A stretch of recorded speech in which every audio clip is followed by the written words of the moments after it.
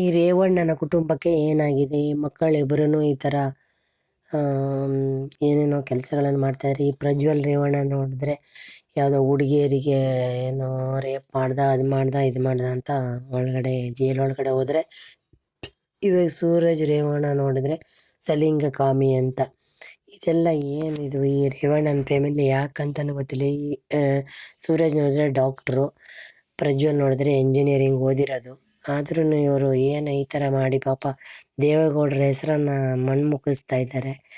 ಈ ಭವಾನಿ ರೇವಣ್ಣ ಏನು ಒಳ್ಳೆ ಸಂಸ್ಕಾರನೇ ಕೊಟ್ಟಿಲ್ವಾ, ಅಥವಾ ಇವರನ್ನು ಫ್ರೀಯಾಗಿ ಬಿಟ್ಬಿಟ್ಟಿದ್ದಾರೆ? ಬಡ ಮಕ್ಕಳ ಶಾಲೆ ಸಲುವಾಗಿ ಈ ವಿಡಿಯೋ ಮಾಡುತ್ತಿದ್ದೇವೆ, ಇದನ್ನು ಸಬ್ಸ್ಕ್ರೈಬ್ ಮಾಡಿ.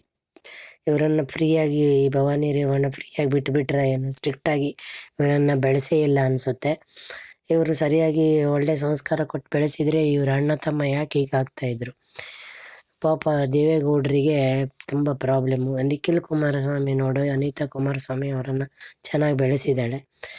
ಈ ಕುಮಾರಸ್ವಾಮಿಯವರು ಅಷ್ಟೇ ದೇವೇಗೌಡರ ಹೆಸರನ್ನು ಆವಾಗ ಈ ರಾಧಿಕಾ ಫ್ರೆಂಡ್ಶಿಪ್ ಮಾಡಿಬಿಟ್ಟು ದೇವೇಗೌಡರ ಹೆಸರನ್ನು ಆವಾಗಲೂ ಇವರು ಈ ಕುಮಾರಸ್ವಾಮಿನೂ ಅಷ್ಟೇ ಹಾಳು ಮಾಡಿದರು.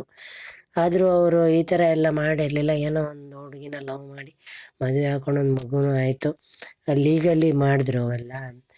ಇಲ್ಲೀಗಲ್ಲಾಗಿ ಯಾವುದು ಕೆಲಸಗಳನ್ನು ಮಾಡೋಕ್ಕೆ ಹೋಗಿಲ್ಲ, ಏನೋ ಮಾಡಿದ್ರು. ಆದರೆ ಈ ಪ್ರಜ್ವಲ್ ರೇವಣ್ಣ, ಈ ಸೂರಜ್ ರೇವಣ್ಣ ಏನು ಎಲ್ಲ ಮಾನ ಮರ್ಯಾದೆ ಹೋಗುವಂಥ ಕೆಲಸಗಳನ್ನು ಮಾಡ್ತಾಯಿದ್ದಾರೆ. ಯಾಕೆ ಬೇಕಾಗಿತ್ತು ಇವ್ರುಗಳಿಗೆ?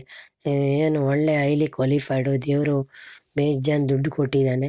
ಅದೆಲ್ಲನೆಲ್ಲ ಚೆನ್ನಾಗಿ ಉಪಯೋಗಿಸ್ಕೊಂಡು ಒಳ್ಳೆ ಹುಡುಗಿಯನ್ನು ಮದುವೆ ಮಾಡ್ಕೊಂಡು ಆರಾಮಾಗಿ ಇರೋದು ಬಿಟ್ಬಿಟ್ಟು ಇವರುಗಳು ಏನು, ಈ ಸೂರಜ್ ರೇವಣ್ಣ ಮದುವೆ ಆಗಿ ಹೆಂಡ್ತಿನೇ ಬಿಟ್ಬಿಟ್ಟಿದ್ದಾನೆ. ಈ ಪ್ರಜ್ವಲ್ ರೇವಣ್ಣ ನೋಡಿದ್ರೆ ಯಾವ ಹುಡುಗಿದು ಈ ಹುಡುಗಿದು ವಿಡಿಯೋ ಮಾಡಿದ್ದಾನೆ, ಅದು ಇದು ಅಂತ ಇವಾಗ ಜೈಲಲ್ಲಿ. ಅಣ್ಣ ತಮ್ಮ ಇಬ್ಬರು ಜೈಲಲ್ಲಿ, ಇರೋದೇ 2 ಮಕ್ಕಳು, ಅವರಿಬ್ಬರು ಜೈಲಲ್ಲಿ. ಈ ಭವಾನಿ ರೇವಣ್ಣ ಕ್ವಾಲಿಫೈಡ್ ಆಗೇನೋ ಮಕ್ಕಳನ್ನು ಸರಿಯಾಗಿ ಬೆಳೆಸೇ ಇಲ್ಲೋ ಏನೋ. ದೇವೇಗೌಡರ ಕುಟುಂಬಕ್ಕೆ ಇವಾಗ ದೊಡ್ಡ ಕಪ್ಪು ಚುಕ್ಕೆ ತಂದುಬಿಟ್ಟಿದ್ದಾರೆ ಅಣ್ಣ ತಮ್ಮ. ಅನಿತಾ ಕುಮಾರಸ್ವಾಮಿ ಪರವಾಗಿಲ್ಲ. ನಿಖಿಲ್ ಥರ ಯಾವುದು ನಿಖಿಲ್ದು ಈ ಥರದ್ದು ಯಾವುದೂ ಕಂಪ್ಲೇಂಟ್ಗಳಿಲ್ಲ. ಒಂದು ಚೆನ್ನಾಗಿರೋ ಹುಡುಗಿನ ಮದುವೆ ಮಾಡಿಕೊಂಡು, ಅವಳು ಇಂಜಿನಿಯರಿಂಗ್ ಓದಿದಂಥ ಹುಡುಗಿನ ಮದುವೆ ಮಾಡಿಕೊಂಡು, ರೇವತಿ ಅವಳು ತುಂಬ ಸಂಸ್ಕಾರವಂತಳ ಥರ ಕಾಣ್ತಾಳೆ. ಮದುವೆ ಮಾಡಿಕೊಂಡು ಚೆನ್ನಾಗಿದ್ದಾರೆ. ಇವರು ಯಾಕೆ ಈ ಥರ ಎಲ್ಲ ಪ್ರಾಬ್ಲಮ್ಗಳನ್ನು ಮಾಡ್ಕೊತಾ ಇದ್ದಾರೆ ಏನು? ಪಾಪ ದೇವೇಗೌಡರಿಗೆ ಎಷ್ಟು ಬೇಜಾರಾಗಿರಬೇಕು. ದೇವೇಗೌಡರಿಗೆ ಈಗ 91ನೇ ವಯಸ್ಸು ಏನೋ. ಈ ವಯಸ್ಸಲ್ಲಿ ಅವರಿಗೆ ಈ ಥರ ಕರ್ಮಕಾಂಡಗಳನ್ನು ನೋಡಬೇಕು. ಹಾಸನದಲ್ಲಿ ಅವ್ರ ಮಾನ ಮರ್ಯಾದೆ ಎಲ್ಲ ಏನಾಗಬೇಕು? ಹಾಸನದಲ್ಲಿ ಬೇರೆ ಅವ್ರದ್ದೇ ಆದಂಥ ಕ್ಷೇತ್ರ ಅದು. ದೇವೇಗೌಡರು ಮಿನಿಸ್ಟ್ರ್ ಆಗಿದ್ದು, ಚೀಫ್ ಮಿನಿಸ್ಟ್ರ್ ಆಗಿದ್ದು, ಪ್ರೈಮ್ ಮಿನಿಸ್ಟ್ರ್ ಆಗಿದ್ದು, ಮಂತ್ರಿ ಆಗಿದ್ದು ಎಲ್ಲ ಅದೇ ಕ್ಷೇತ್ರದಿಂದ. ಆ ಕ್ಷೇತ್ರನೇ ಈ ಪ್ರಜ್ವಲ್ ಕೊಟ್ಬಿಟ್ಟು ಈ ಪ್ರಜ್ವಲ್ ಹಾಳಾಗಿ ಕೆಡಗಿದ. ನಿಖಿಲಿಗೆ ಕೊಟ್ಟಿರ್ತಾರನು ಪರವಾಗಿಲ್ಲ ಇತ್ತು. ನಿಖಿಲ್ ಸ್ವಲ್ಪ ಡೀಸೆಂಟಾಗಿ ಇದ್ದಾನೆ, ಒಂದು ಮಗುನ ಮಾಡಿಕೊಂಡು ಆರಾಮಾಗಿ ಇರ್ತಾನೆ.